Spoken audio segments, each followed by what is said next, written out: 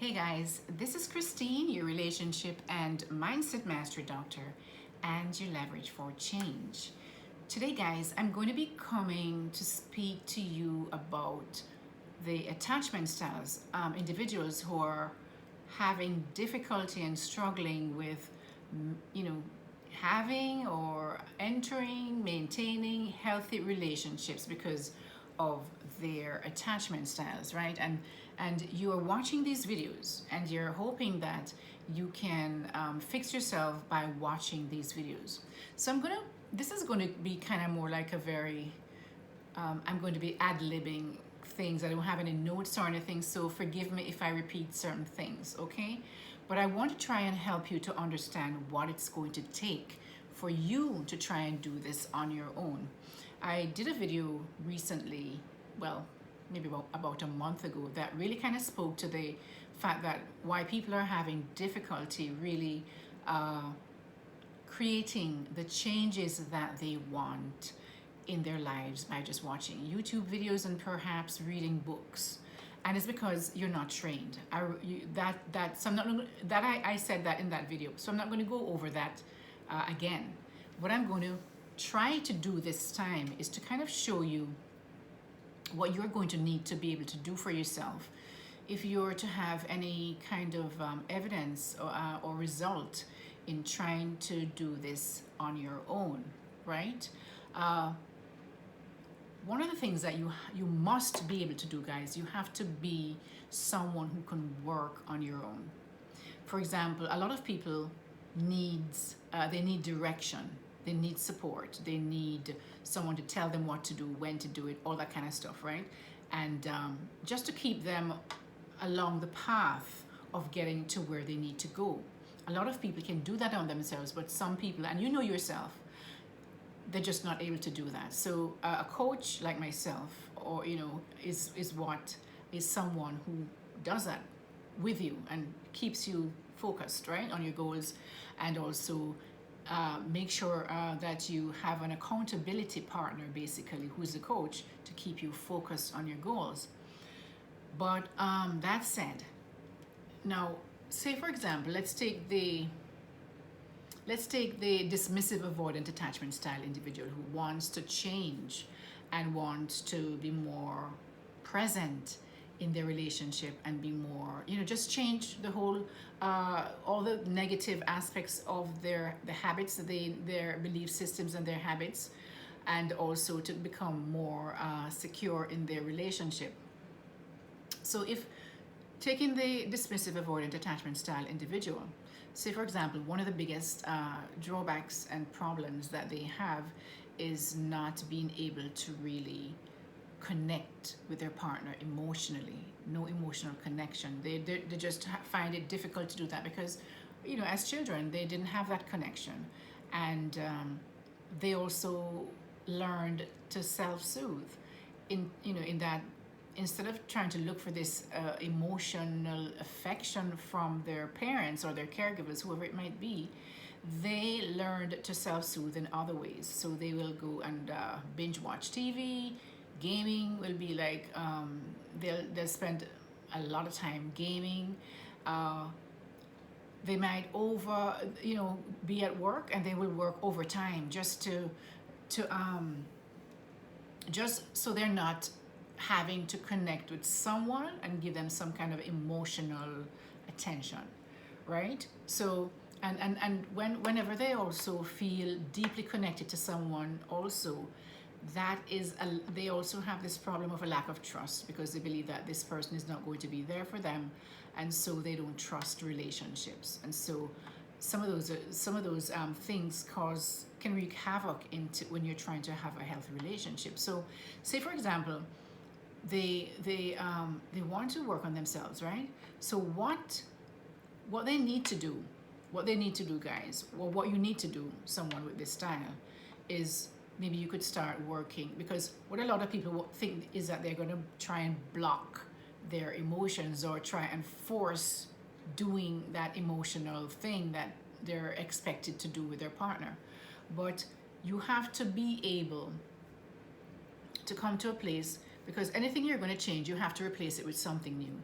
So if you're going to want to change, uh, you're not being emotionally connected to your partner, then you're going to have to replace it with being emotionally connected to your partner.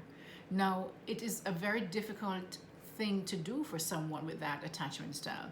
So, what they have to do is start out with small steps, little tiny steps of maybe now approaching their partner and actually sitting when they have problems to discuss, that they actually now say, okay, you know, speak to the partner, you know, say that they're working on themselves and all that, and then say that, okay, I'm going to learn to be more emotionally connected to you and really stay and discuss those difficult things. And that's one little step along the way of getting to be more emotionally present in relationships.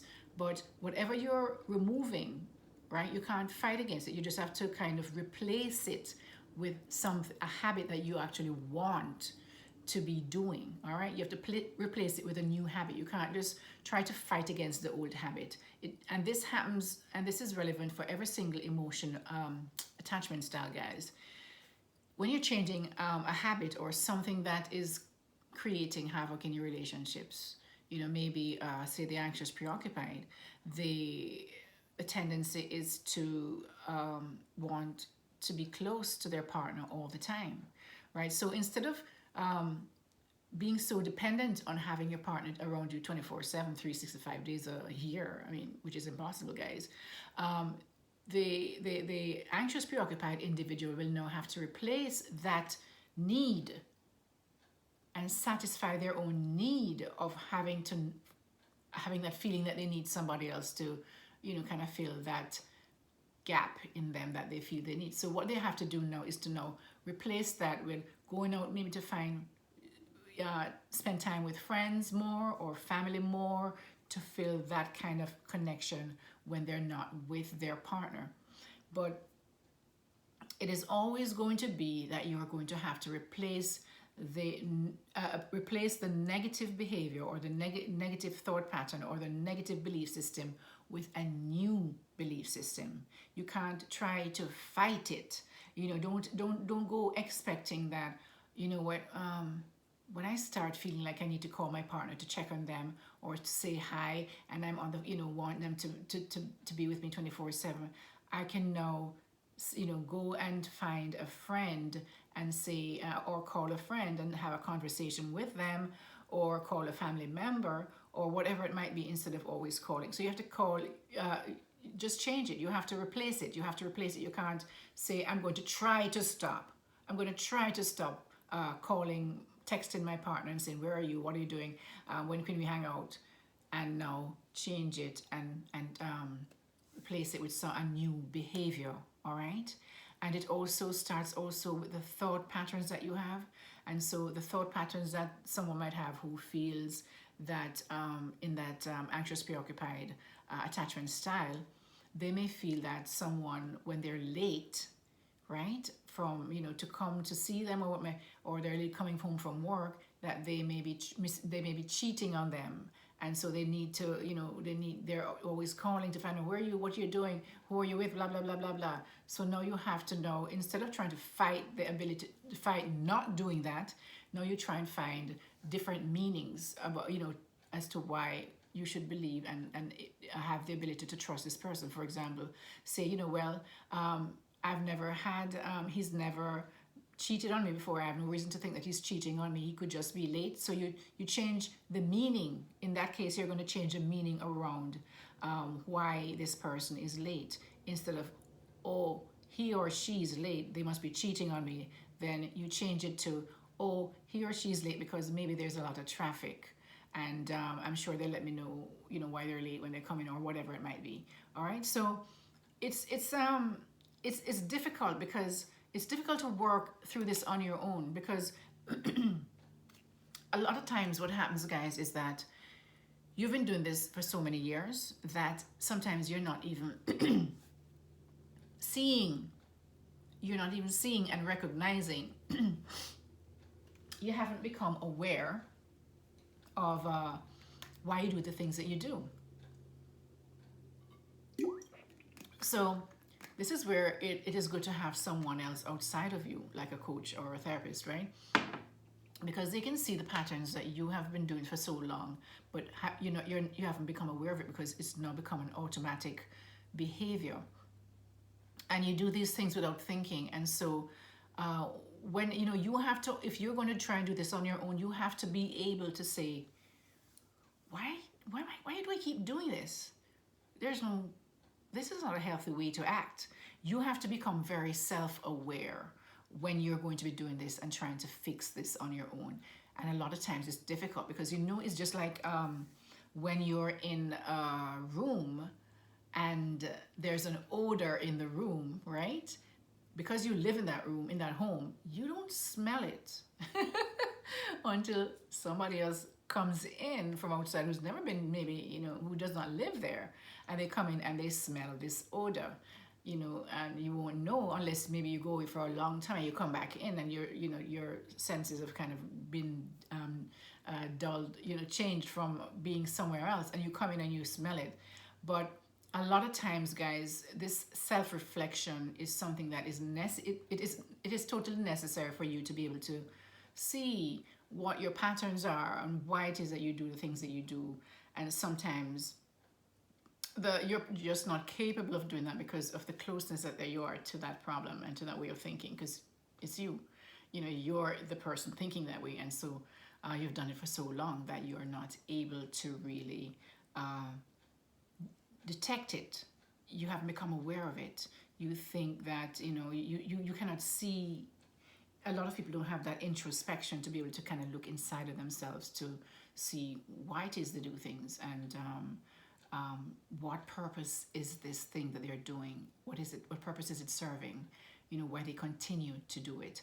I don't know if that makes sense to you guys, but what I'm trying to say to you is that when you're trying to work on yourself, it is going to take a lot more than watching YouTube videos or reading books, because there is a lot more depth to the work than just reading a book and having a head knowledge, or seeing a video and having a head knowledge of it. It is going to require that you use tools and things to really help you to make these changes in your own life. If you have a comment below this video, comment below, ask questions. I will try and answer as much as I can.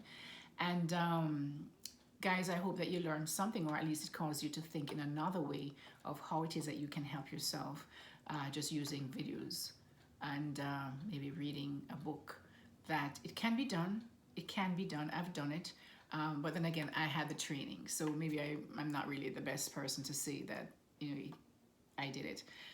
So until next time, guys, please also check out my membership channel. I have a join button below this video that says join. Click on it. It has 5 different levels of memberships that you can join. The lowest level for $3.99 a month. You can support this channel so I can produce and give you more content, valuable content, to help you along your way on your personal growth journey. And also, if you find any value in this video, guys, please like, share, subscribe to my channel, and hit that notification bell so that when I upload anything new, you will be notified immediately. Until next time, guys, take care.